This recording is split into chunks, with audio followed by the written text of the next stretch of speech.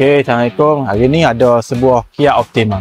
Selepas kita naik suspension machine hari tu, kita detectnya beberapa komponen lah. Step booth depan, step link, step booth belakang. Cuma tang nak tukar hari ni tu, stabilizer link dia tak ada bunyi lagi hari tu.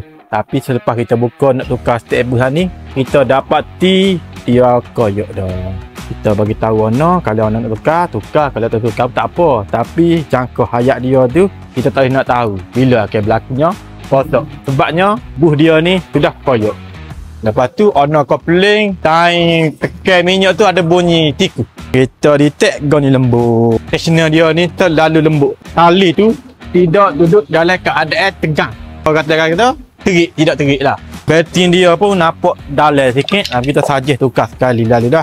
Soal lagi, kita tukar ATF Petronas Tutela Multi ATF 700E. Dan satu lagi kereta ni pressure dia koyok. Jadi benda boleh pakai lagi kita pakai. Pressure dia tanya pona tu tak bunyi lagi lah.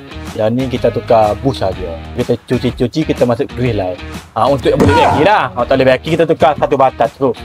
Okey, selesai belakang dah kita tukar bahagian suspension bawah. Lepas kita lemon kita test drive ke apa, atas basuh, Ono boleh bagi ambil. Gacak.